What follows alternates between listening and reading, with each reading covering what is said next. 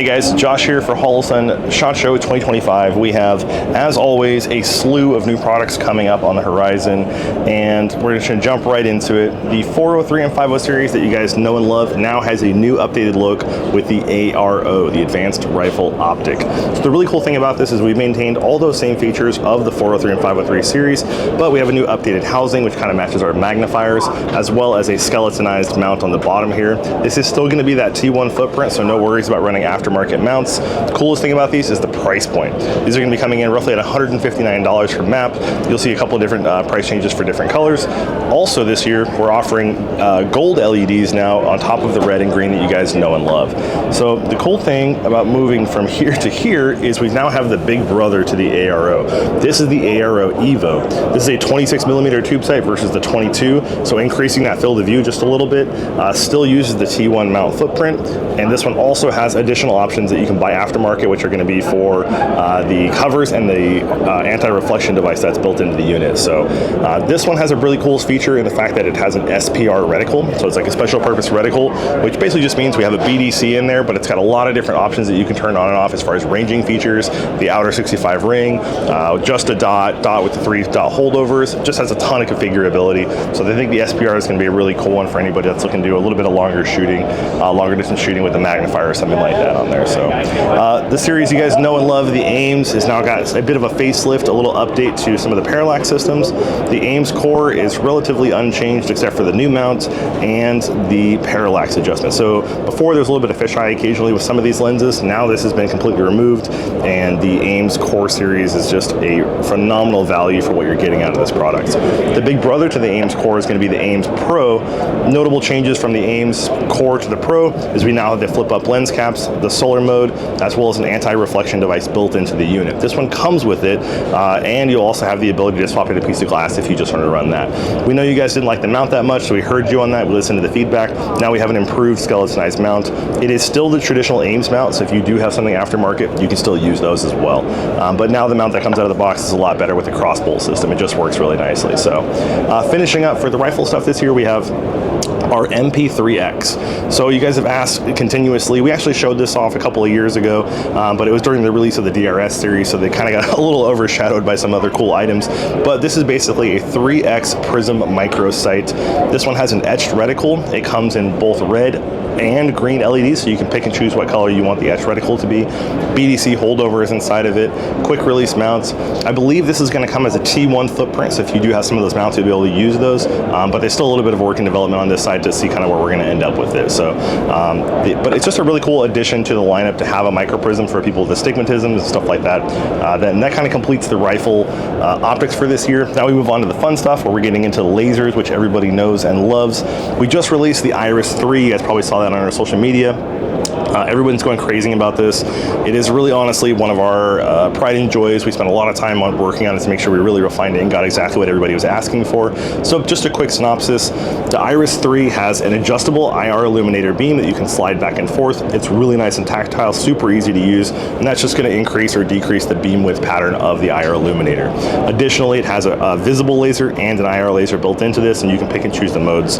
It does come also with a dual button crane switch. All of the lasers and lights for us this year are going to be crane plugs, so you have a lot of options for aftermarket, or you can just run the ones that come in there. So it's a little bit of added saving, because nothing's worse than like spending a whole bunch of money. You get an awesome laser, then you got to go spend a whole bunch more money to get switches and figure out how you're going to mount everything. So the Iris 3 has been shipping now for a couple of weeks.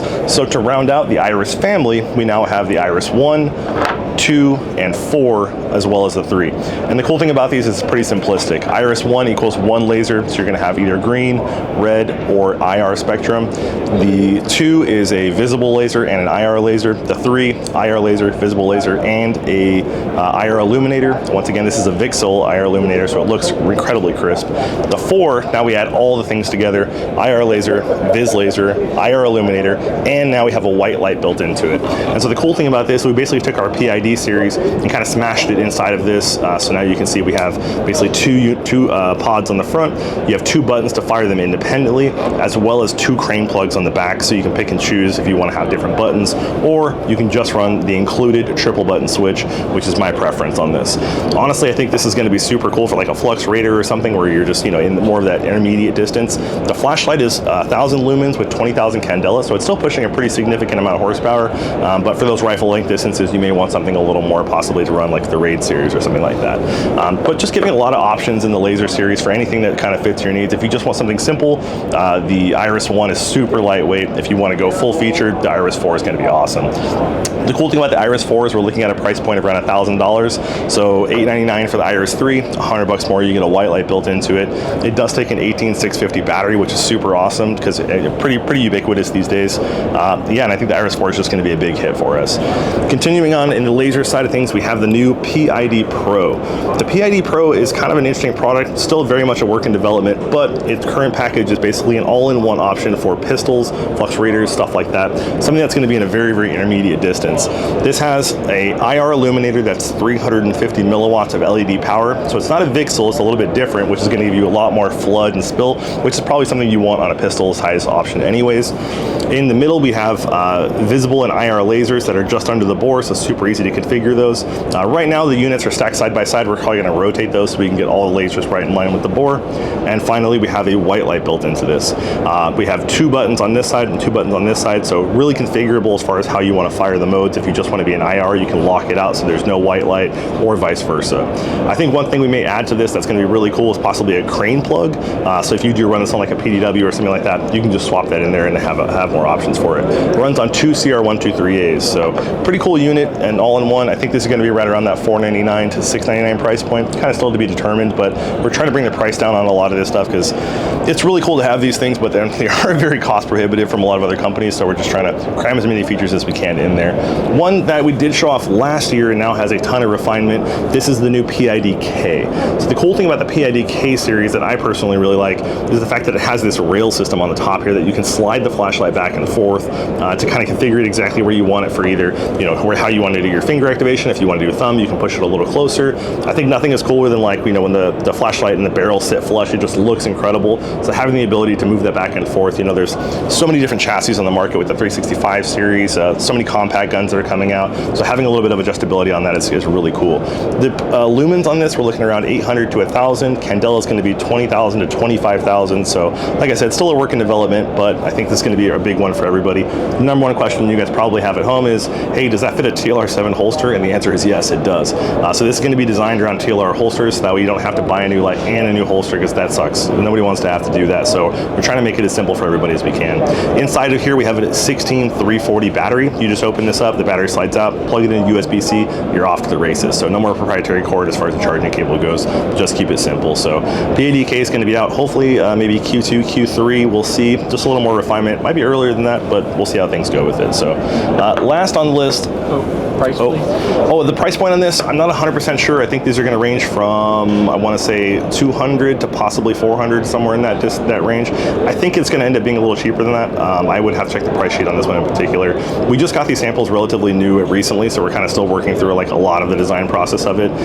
But yeah, we're getting pretty close to having something pretty finalized. So the last thing on the list is going to be the DPS pistol thermal. We showed this off last year and we had kind of a bit of a proof of concept.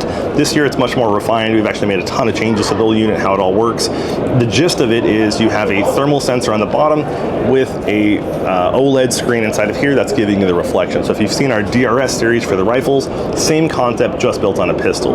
Open up the front door and then you have the ability to run this as just a red dot, or you can use it in the pass-through mode and have basically an overlaid at the same time.